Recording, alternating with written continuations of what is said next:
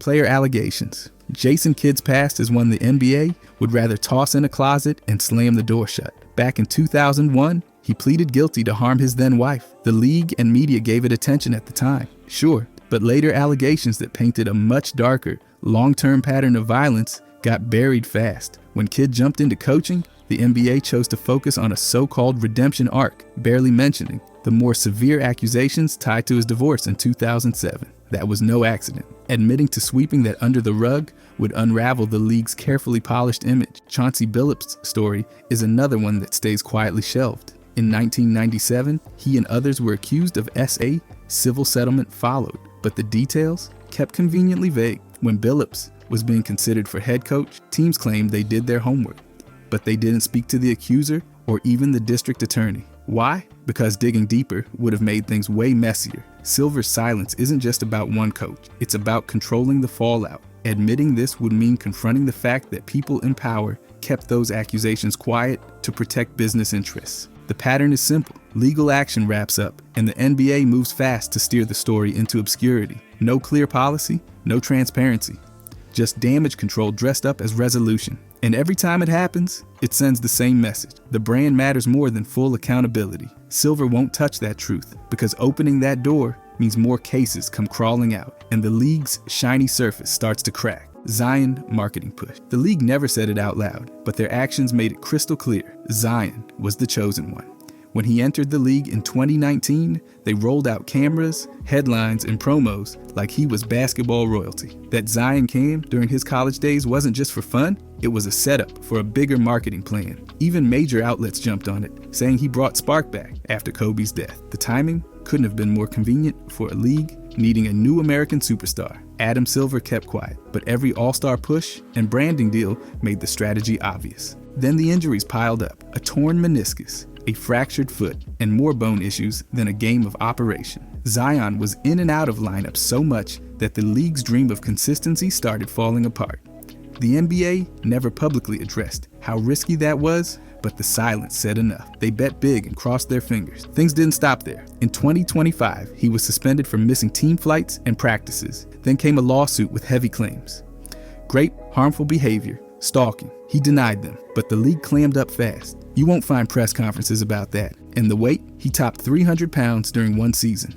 Everyone noticed, but in league promos, it was all about strength, never struggle. That narrative needed to stay polished. Adam Silver won't admit any of it because doing so pulls back the curtain. It means facing the fact that they built a brand around a player who couldn't stay healthy, faced serious allegations, and struggled with conditioning. That kind of mistake, it dents the image, threatens trust, and invites questions they really don't want to answer. Retired player mental health. The NBA's made real progress supporting active players, but once they leave the league, that care vanishes fast. Larry Sanders walked away from over $40 million, not because of injury, but because anxiety made playing unbearable. He had full body cramps from stress and said support from the league was basically non-existent. Michael Beasley later echoed the same thing. He felt abandoned.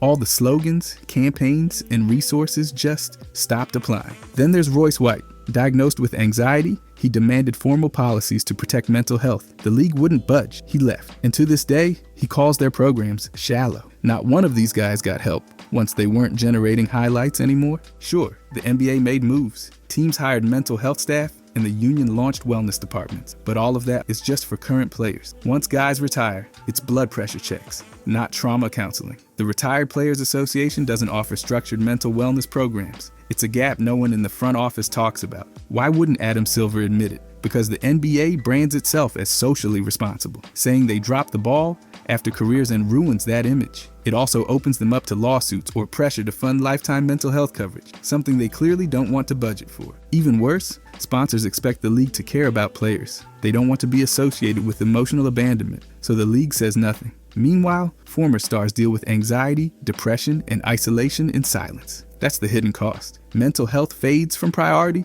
the moment players stop selling tickets. And for the league, that silence is a strategy. LeBron, rule bending. There's no smoking gun, but the NBA's treatment of LeBron has always carried a strange kind of glow. He shaped the league's culture for over a decade. And while the league hasn't officially said LeBron gets different rules, it's what they don't say that keeps the whispers going. It started with the decision in 2010. He flipped the power dynamic, created a super team, and the NBA didn't blink. No penalties, no public pushback, just a spike in ratings and a marketing bonanza. Now take tampering. LeBron's made public calls for players to join him, like Anthony Davis. He's done it on live broadcasts, social media, and interviews. Not once fined. Meanwhile, Magic Johnson got slapped with penalties for just blinking at Paul George. That double standard has been loud. His voice didn't just matter. It directed the league's next move. He even trashed the play-in tournament idea, then played in it, and the format stayed because, surprise, it worked for ratings. Off the court, it's more smoke. He rarely gets hard media criticism. Networks like ESPN barely touch sensitive topics. Past controversies, either ignored or downplayed. It's not censorship, but it's curated comfort. Ref calls, every star gets leeway, but the calls that don't happen around LeBron speak louder than the ones that do. It's perception that builds the legend. Adam Silver won't ever admit it because LeBron's commercial gravity is too strong. Admitting preferential treatment would undermine years of carefully crafted league neutrality. And in the NBA, appearances are currency. Media intimidation. The NBA loves the look of transparency, but behind the curtain, it's a whole different play. Multiple journalists have made it clear. If you push too hard on the wrong topic or the wrong player, your access dries up faster than a timeout clock. Ethan Strauss, written for ESPN and The Athletic, said he got iced out after criticizing LeBron and the Warriors. Not subtle. Team officials reportedly told editors to keep him away, and suddenly, the invites stopped coming. Then there's Rachel Nichols. She was one of ESPN's top NBA voices, but after a private conversation surfaced, one that touched on favoritism and diversity, she was suddenly out. ESPN made it look internal, but insiders say league power brokers nudged that shift along. It was too convenient to be coincidence. Chris Palmer said the quiet part out loud. He criticized how the league handled race-related issues and later said he got blacklisted. Meanwhile, Dave Zirin has been writing for years about how NBA reporters are expected to toe the league's line or risk being frozen out.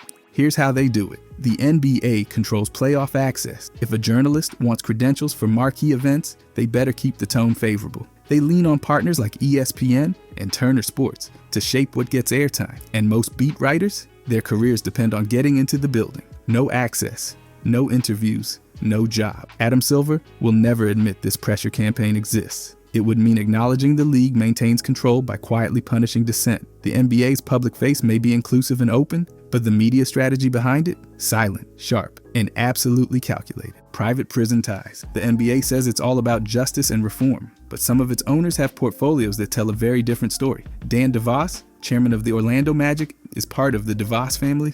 Yes, that DeVos fam. They've had major investments in companies that provide tech and infrastructure to immigration detention centers. Not exactly a coincidence. Then there's Josh Harris. He used to own the Philadelphia franchise and co-founded Apollo Global Management, a firm that invested in GEO Group, which happens to be one of the largest private prison operators in the country. That's not some fringe investment.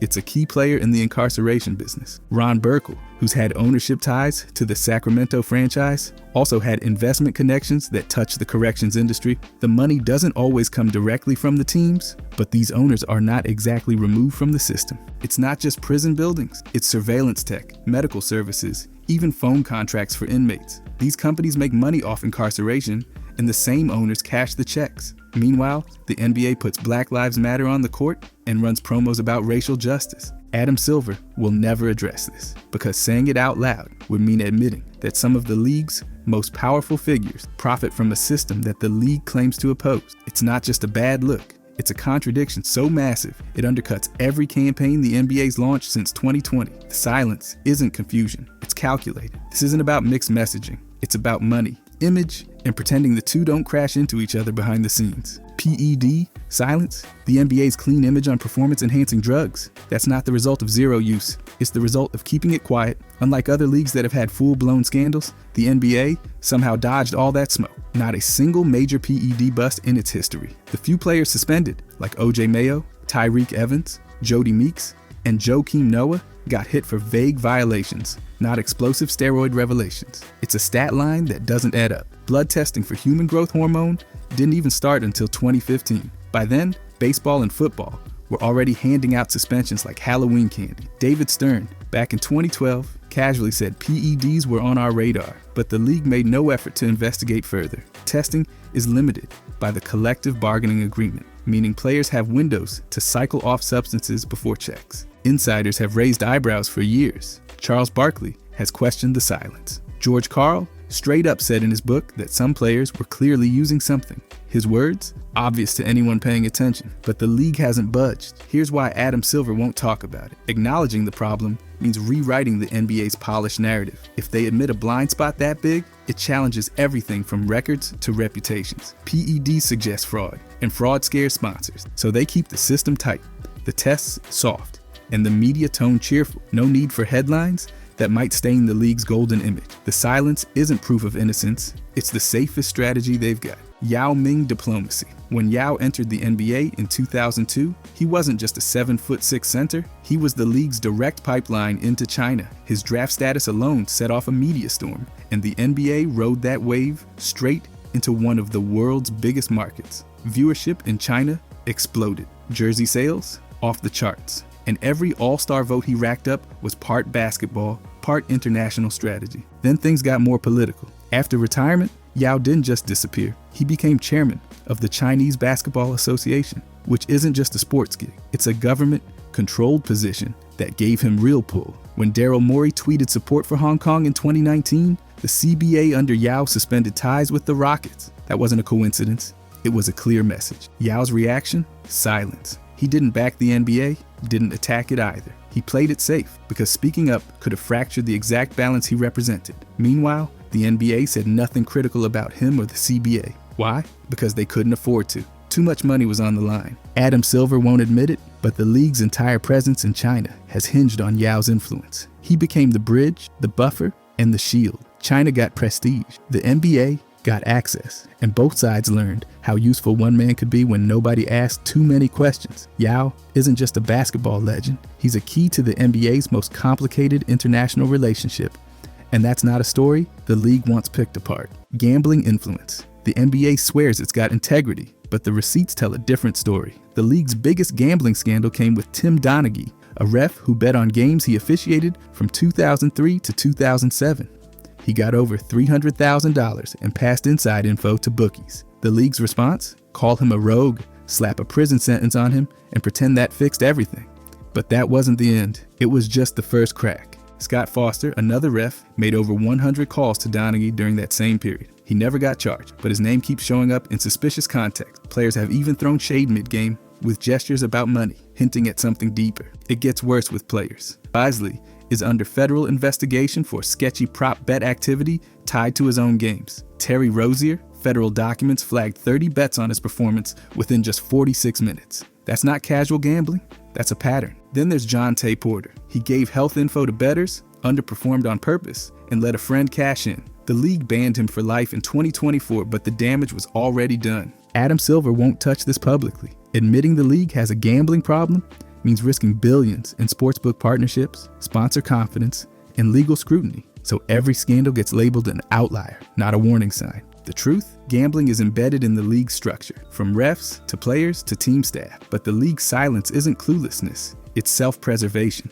The more they minimize it, the more control they keep over the growing chaos. China censorship. In 2019, Daryl Morey posted 7 words that set the NBA on fire. Fight for freedom. Stand with Hong Kong. China reacted instantly. State-run broadcasters pulled Houston games. Major sponsors bailed, and even Rockets merged, vanished from Chinese platforms. The Chinese Basketball Association, led by Yao Ming, cut ties with the team almost overnight. The NBA was staring at a crisis worth hundreds of millions. Then came the league's response, a statement calling Morey's tweet regrettable, but the version written in Chinese, even harsher. They called it inappropriate and disappointing. The Rockets distanced themselves. Morey deleted the tweet. Everyone moved fast, and the silence from the players and media wasn't subtle. It was coordinated. ESPN reportedly told staff not to discuss the issue on air. A clear message rippled through the league. Keep your head down or risk your future. Adam Silver later tried to balance it out, saying the league values free speech, but also respects international differences.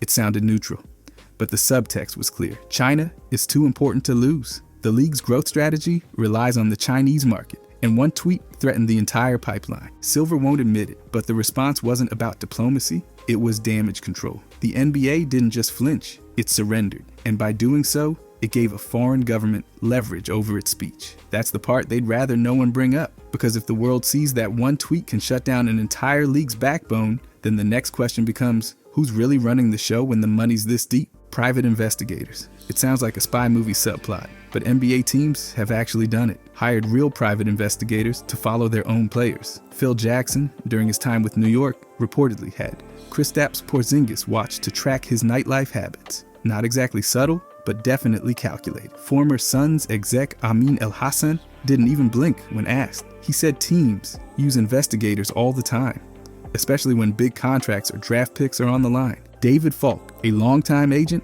backed that up too. He said teams absolutely dig into players' personal lives if there's even a whiff of trouble. And Jackie McMullen reported that some franchises even scouted a rookie's reputation at clubs and parties before the draft. It's not just background checks, it's actual surveillance. Why would teams go this far? Simple. They're protecting $100 million investments. One bad headline or viral video can turn a franchise's season upside down. So they gather intel, off the books, off the rec. It's about managing risk, not trust. Adam Silver would never talk about this. The league pushes player empowerment and openness, but tailing athletes through private surveillance sends the opposite message. Admitting it would trigger backlash from players, agents, and the union. It would also raise serious privacy questions the league doesn't want to answer, so the practice stays in the shadow, quiet, discreet, and highly effective. And if a player ever wonders how a rumor made it to the front office, well, someone was probably watching, and they weren't wearing team colors. Load management tactics. NBA teams have been gaming the system for years.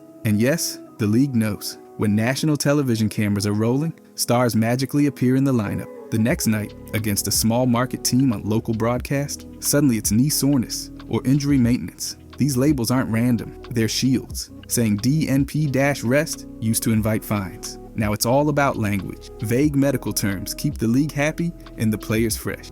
In 2017, the Spurs, Cavaliers, and Warriors all got hit with fines for sitting healthy stars during national broadcasts. That's when the pattern got too obvious to ignore. The league tried to patch it up with rules, and by 2023, they had a player participation policy on the books. But teams just got smarter. Insiders admit to crafting soft injury reports to sidestep the policy. It's not deception, it's strategy. Adam Silver even said it himself. This is a problem, not just because fans are missing stars, but because broadcasters pay billions for those big matchups. If LeBron, Steph, or Giannis sits during a primetime game, it's not just disappointing, it's bad for business. So teams walk a tightrope. They show up for the spotlight, then duck out the next night to preserve bodies for the long haul. No one's faking injuries exactly, but they're absolutely massaging the truth. And Silver, he's not about to admit how widespread the manipulation is because it pulls the curtain back on how much the league's calendar revolves around optics, not just competition. Bubble,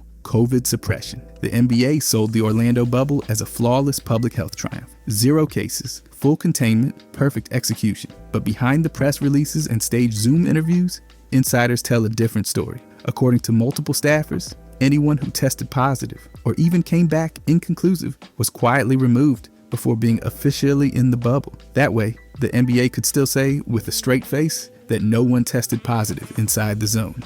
Testing partners reportedly used the term inconclusive, like a get out of reporting free card. If a case looked questionable, it got retested quietly, and if needed, the person disappeared without much fuss. No confirmation, no headlines, just one less person on the chart. Journalists stationed in the bubble said their movement was monitored, and not just for health reasons. Interviews were restricted. Questions about protocol breaches or test inconsistencies steered away or outright denied. The NBA controlled the optics down to the pixel. Adam Silver would never admit this, of course. The league had billions riding on those games. TV deals, ad revenue, and global brand visibility. If even a whisper of a serious outbreak had gone public, the bubble would have popped. Instead, they built a narrative of perfection. But perfection doesn't usually need this much image control. The silence wasn't science, it was strategy. And while the league never broke the rules outright, they certainly bent the narrative to make sure the only thing contagious in the bubble was the idea that everything went exactly to plan. Voting, bias. The NBA loves to pretend All-Star and MVP honors are all about performance, but let's be real. It's just as much about headlines, hashtags, and market size.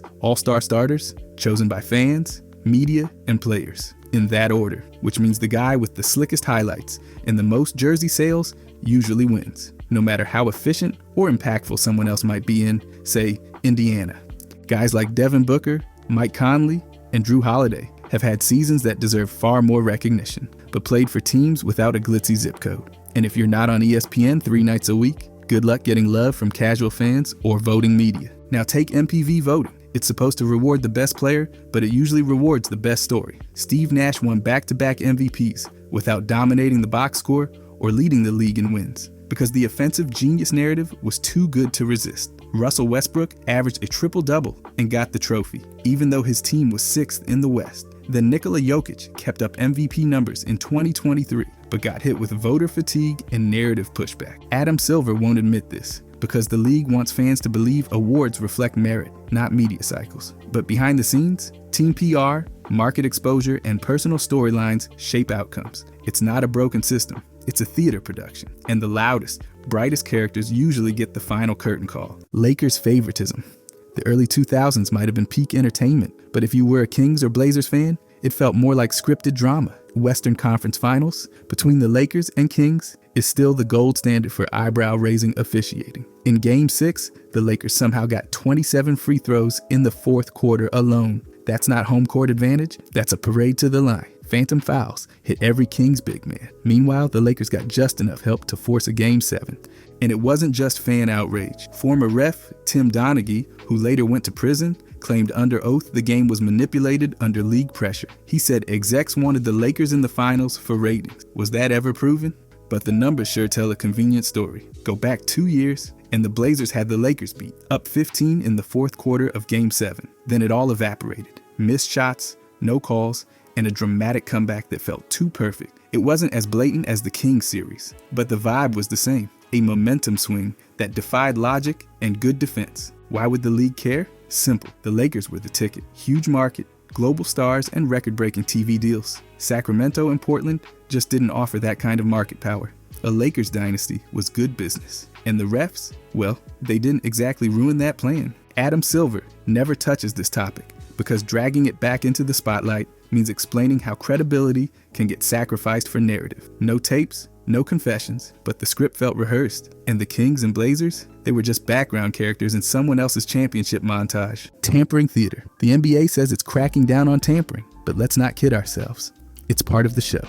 Stars recruit each other all the time. LeBron has done it on Instagram, in interviews, even during All-Star Weekend. Draymond Green, he once called Kevin Durant right after the finals to pitch him on a move. The lines are blurry and everyone knows it. Executives are supposed to stay quiet, but that hasn't stopped them either. Magic Johnson got fined $500,000 for praising Giannis. The Lakers lost picks over Paul George. The Sixers got dinged in 2022 for maneuvering a friendly James Harden contract that conveniently created room for other signings. The Bucks? They lost Bogdanovich before he ever played a game because they leaked a deal too early. But none of these punishments actually change behavior. Why? Because the benefits outweigh the penalties. Losing a second-round pick or paying a fine is nothing when you land a franchise player.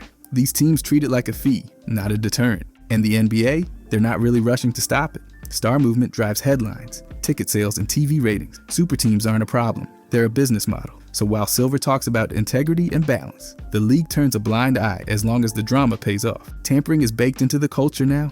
Everyone's doing it, just with enough layers between them and the league office to avoid real heat. The rules exist, sure, but they're more suggestion than sword. And Adam Silver, he's not about to shut off the soap opera. Not when it's this profitable. Undocumented hazing. The NBA likes to sell the image of unity, brotherhood, and mentorship. But behind closed doors, that welcome to the league moment can look more like a power trip. Sure, there's the usual rookie stuff, carrying bags, buying dinner, maybe singing in front of the team, but plenty of stories go way beyond that. Gilbert Arenas has talked about ice baths with no clothes, forced gambling, and locker room pranks that would raise red flags in any other workplace. Matt Barnes has openly said hazing in the 2000s got out of control. He described it as physical, humiliating, and often protected by the team's silence. Deshaun Stevenson once bragged about locking rookies in bathroom stalls.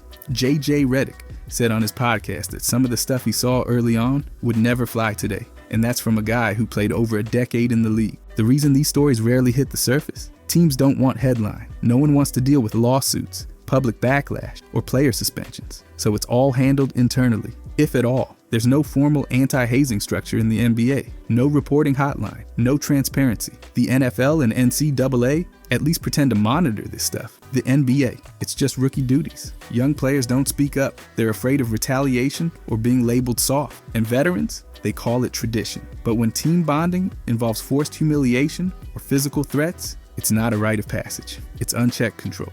Adam Silver won't talk about it because the league would rather pretend this is just a thing of the past. But the silence doesn't mean it's gone. It just means they've gotten better at hiding it. Cap loophole exploitation. The NBA has a salary cap, but if you're a big market team with deep pockets and creative accountants, it might as well be written in pencil. Teams like the Warriors, Lakers, and Heat have built stacked rosters by dancing through every legal gray area the collective bargaining agreement allows. Sign and trades? That's not just a trade. It's a way to snag stars without eating up raw cap space.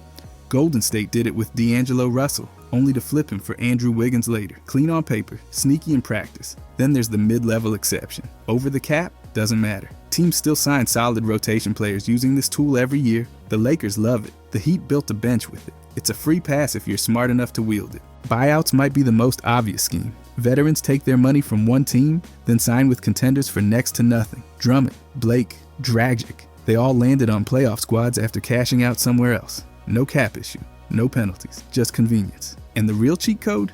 Bird rights. Golden State used them to re-sign their entire core, ignoring the cap because the rules said they could. The result? Record-setting payrolls and still no hard stop. Small market teams can't keep up. They can't lure veterans at a discount, and they won't pay the tax just to stay relevant. Meanwhile, big market clubs exploit delayed extensions, backloaded deals, and even wink-wink agreements that somehow always benefit the star and the brand. Adam Silver won't admit this strategy gap exists because the loopholes are part of the system itself. The CBA gives teams options, but only the rich ones know how to weaponize them. Secret surveillance. It sounds paranoid until enough players start saying the same thing. Kenyon Martin once said he felt like someone was always watching during road trips. Hallways, hotel rooms, flights. He didn't feel alone. Gilbert Arenas went further, claiming teams used snitches and planted guys in the traveling party to report back on nightlife, behavior, and whatever else didn't fit the professional image. Delonte West said security would just pop up during his personal time. He wasn't the only one. Multiple unnamed players told outlets like The Athletic and Bleacher Report that during rookie orientation,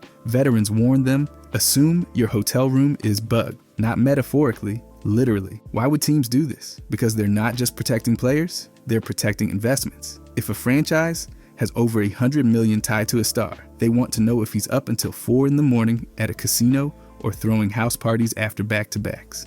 It's about leverage too. Behavior patterns can factor into contracts, trades, or disciplinary conversations. Military-style franchises like Pat Riley's Miami or the early 2000s Spurs were known for strict off-court discipline. Stories from those environments suggest that surveillance wasn't just plausible, it was part of the system. Of course, no team ever admits it. If surveillance happened, it came through private security firms or hotel partnerships. And unless there's an actual law being broken, like secret audio recording, it's a gray area. The NBA has no public policy against a team monitoring its own players. Adam Silver's not about to drag this topic into the light, because acknowledging it would raise uncomfortable questions about privacy, trust, and how far teams will go to control their product. In this league, silence is standard protocol. Media smears. When an NBA team wants to move a player, the trade call isn't the first step, the leak is.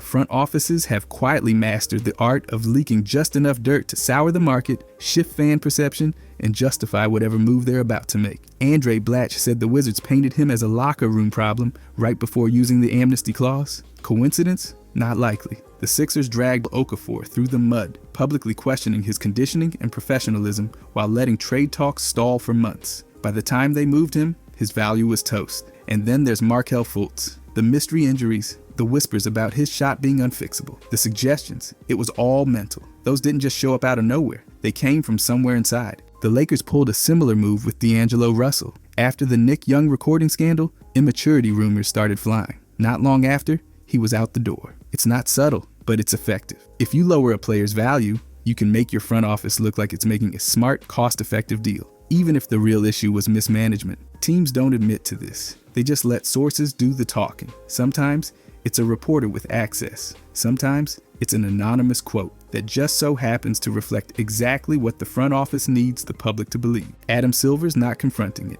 because it's too baked into the business. It's clean, deniable sabotage. And for executives trying to shift blame, it's the perfect tool because once a player's reputation is dented, the narrative almost always sticks. Activism, watch list. The NBA won't admit it, but too many stories line up the same way. Speak Out, Get Iced Out. Muhammad Abdul-Rauf refused to stand for the anthem in the mid-90s and was suspended. Still productive on the court, but somehow couldn't find a roster spot after that. Craig Hodges showed up to the White House in a dashiki and handed the president a letter criticizing U.S. policy. He never played another NBA minute, not a coincidence. Then there's Enes Kanter Freedom. He went after China, Nike, and even the NBA itself. Within a year, his career was over. He says he's blacklisted. And when you look at the league's deep ties to Chinese markets, it's hard not to believe him. Behind the curtain, the league has full-blown media monitoring teams. They don't just watch games. They track tweets, headlines, interviews, and social buzz. Insiders say there's an unofficial system that flags players seen as PR risks. No paper trail, just internal memos and quiet warnings. If someone becomes too loud, too political, or too hard to brand, they get nudged out, gently, silently, and professionally. National broadcasts, journalists have said producers sometimes avoid giving airtime to players known for volatile views, not because of performance, but because the league would rather avoid the segment entirely. PR teams allegedly alert sponsors and franchises about who might be a branding concern. Adam Silver's not putting this in writing, obviously, but the pattern is too consistent, the whispers too loud, and the consequences too sharp. The league controls its image tightly, and if you fall outside that image, the silence isn't just cold, it's calculated. If you enjoyed this, I'm going to be posting a lot here. I would greatly appreciate it if you could subscribe. Thanks for watching.